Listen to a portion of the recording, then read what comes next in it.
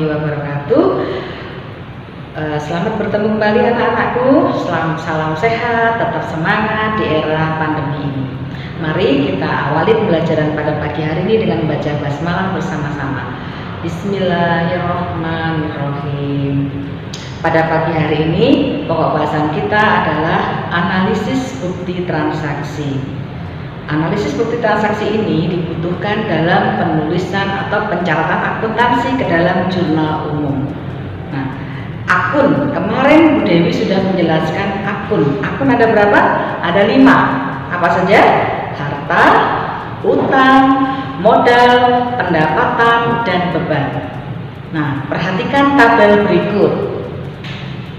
Ketika harta bertambah, maka posisinya di mana? Debit. Utang bertambah, kredit. Modal bertambah, kredit. Pendapatan bertambah, kredit. Dan beban bertambah, debit. Perhatikan ketika posisi berkurang, harta berkurang di sisi kredit, utang berkurang, debit, modal berkurang, debit, pendapatan berkurang, debit, dan beban berkurang, kredit. Oke, paham? Tolong analisis bukti transaksi ini Anda betul-betul harus memahami, karena ini dipakai dalam akuntansi. Selama Anda kuliah di akuntansi nanti juga akan bicara analisis debit kredit. Selanjutnya marilah kita lihat dari analisis dan bukti transaksi, kita masuk ke pokok bahasan jurnal umum. Jurnal umum ini difungsikan untuk apa? Mencatat transaksi akuntansi secara kronologis. Artinya kronologis apa? Akuntansi dicatat atau bukti transaksi dicatat setiap tanggal kejadian. Setiap hari, setiap tanggal kejadian akan dicatat secara kronologis. Perhatikan kolom jurnal. Kolom jurnal, sebelum kita menjurnal, kita harus memberikan judul, nama perusahaan yang pertama. Kemudian judul kolom, jurnal umum. Setelah itu kita berikan periode akuntansi. Di dalam contoh ini kita contohkan bengkel cepat, jurnal umum, bulan Juni 2019. Pada kolom jurnal terdiri atas tanggal, keterangan, referensi, debit, kredit. Paham anak-anak? Terima kasih. Selanjutnya kita akan pada pokok bahasan analisis bukti transaksi lebih dahulu. Kolom jurnal terdiri dari tanggal, keterangan, referensi, debit, kredit. Pada kolom tanggal berisi tanggal transaksi sesuai dengan bukti transaksi. Kolom keterangan berisi akun yang berpengaruh pada saat transaksi, dan referensi berisi nomor akun atau tanda centang yang diisikan saat sudah posting ke dalam buku besar. Debit, tuliskan berapa rupiah yang berpengaruh pada debit, dan kredit, tuliskan berapa rupiah yang berpengaruh pada sisi kredit.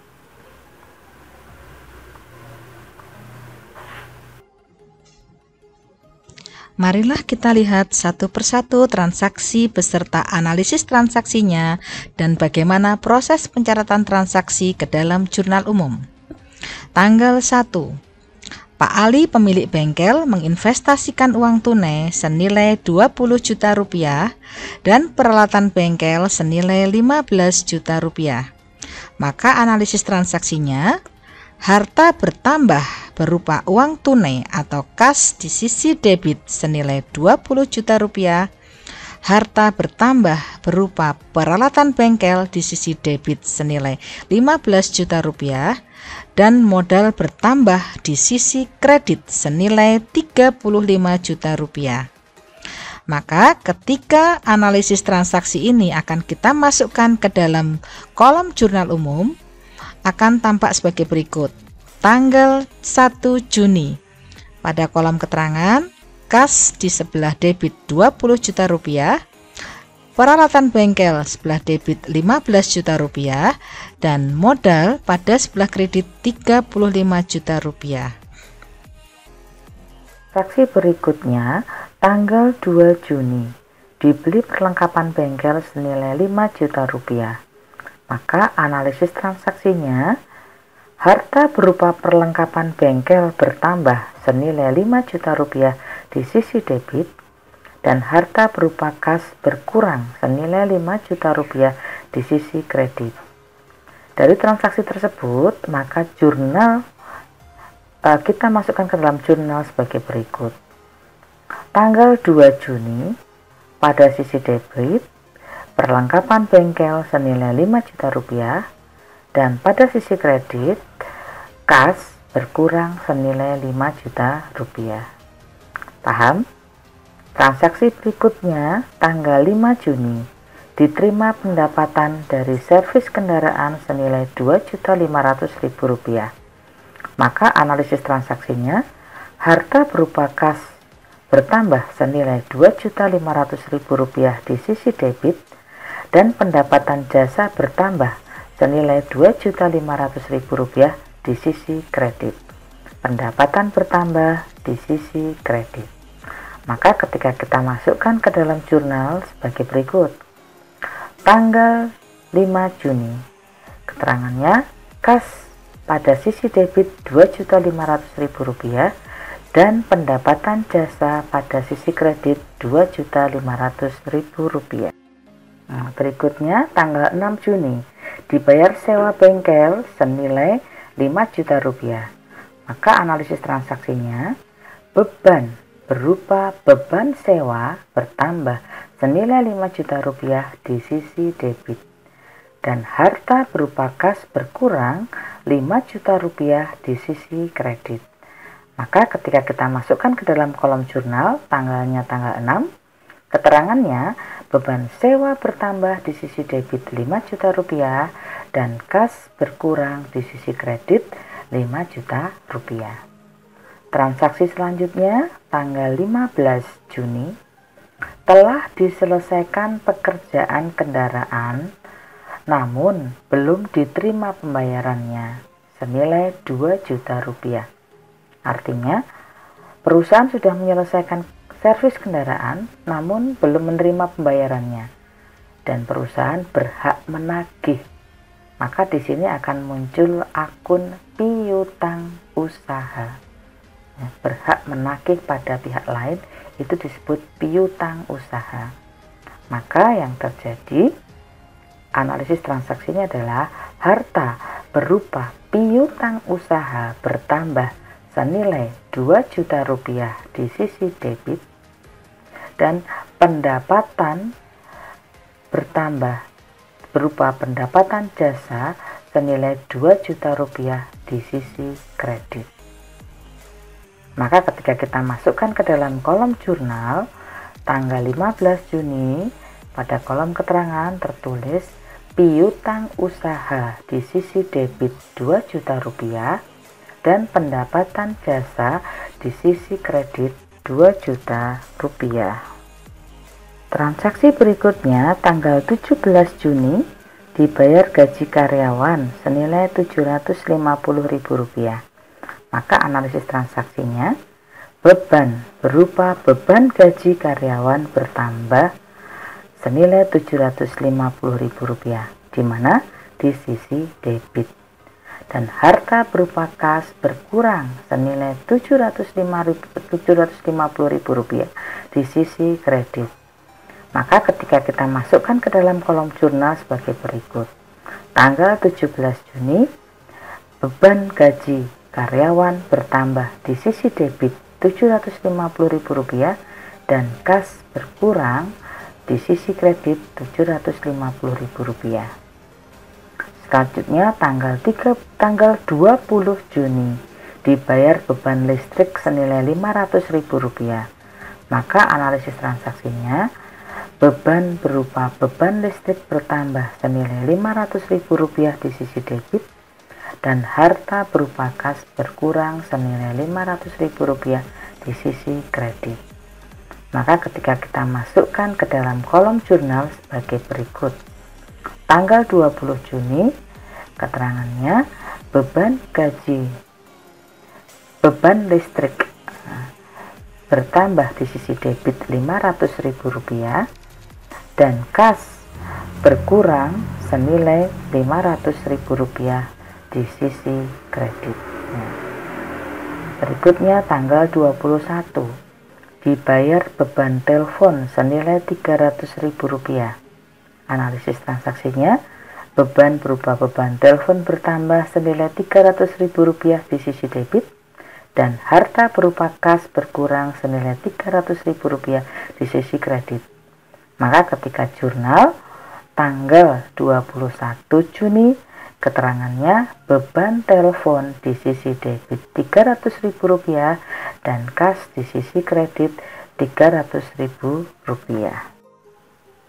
Berikutnya tanggal 23 Juni diterima pendapatan jasa bengkel senilai Rp2 juta. Maka teranalisisnya kas bertambah senilai Rp2 juta di sisi debit dan pendapatan berupa pendapatan jasa bertambah senilai Rp2 juta di sisi kredit. Maka ketika dimasukkan ke dalam kolom jurnal, tanggalnya tanggal 23, kasnya di sebelah debit Rp2 juta dan pendapatan jasa di sisi kredit Rp2 juta. Tanggal 24 telah diselesaikan servis kendaraan senilai Rp1.500.000, namun baru diterima pembayarannya senilai Rp750.000. Maka analisis transaksinya, harta berupa kas bertambah senilai Rp750.000 di sisi debit. Kenapa? Karena tadi pembayarannya tunai sebesar Rp750.000. Dan harta berupa piutang usaha bertambah senilai Rp750.000 di sisi debit. Kenapa? Karena tadi ada yang belum diterima pembayarannya senilai Rp750.000. Kemudian pendapatan berupa pendapatan jasa bertambah senilai Rp1.500.000 di sisi kredit. Ketika kita masukkan ke dalam kolom jurnal sebagai berikut. Tanggal 24, kas Rp750.000 debit, piutang Rp750.000 debit, pada pendapatan jasa senilai Rp1.500.000 di sisi kredit. Tanggal 26, dibeli perlengkapan bengkel senilai Rp1 juta, maka transaksinya harta berupa perlengkapan bengkel senilai Rp1 juta di sisi debit dan harta berupa kas berkurang senilai Rp1 juta di sisi kredit. Maka ketika kita masukkan ke dalam kolom jurnal, tanggal 26 perlengkapan bengkel di sisi debit Rp1 juta pada kas di sisi kredit Rp1 juta. Tanggal 28 dibeli peralatan bengkel senilai Rp4 juta secara kredit. Maka analisis transaksinya, harta berupa peralatan bengkel bertambah Rp4 juta di sisi debit dan utang berupa utang usaha bertambah senilai Rp4 juta di sisi kredit. Nah, ketika kita masukkan ke dalam kolom jurnal, tanggalnya tanggal 28, peralatan bengkel bertambah di sisi debit Rp4 juta, pada utang usaha di sisi kredit Rp4 juta. Berikutnya, tanggal 30 Juni, diambil uang kas perusahaan untuk keperluan pribadi senilai Rp300.000. Maka analisis transaksinya, pengambilan uang kas untuk keperluan pribadi ini dalam akuntansi disebut prive atau prive. Ini ketika bertambah akan menyebabkan perubahan pada sisi debit senilai Rp300.000 dan harta berkurang berupa kas senilai Rp300.000 di sisi kredit. Maka ketika kita masukkan ke dalam kolom jurnal tanggal 30 Juni, pada keterangannya prive bertambah di sisi debit Rp300.000 dan kas berkurang di sisi kredit Rp300.000. Demikianlah tadi sudah kita jelaskan tahap-tahap pencatatan transaksi ke dalam jurnal umum. Berikut kita sampaikan kolom jurnal umum secara utuh pada tayangan berikut.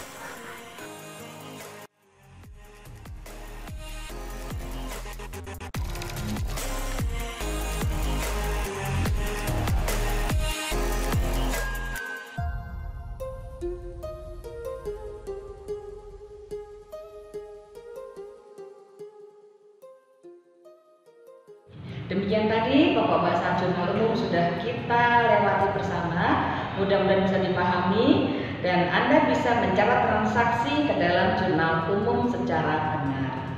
Baiklah, mata pelajaran hari ini kita akhiri dengan membaca hamdalah bersama-sama. Alhamdulillahirrahmanirrahim.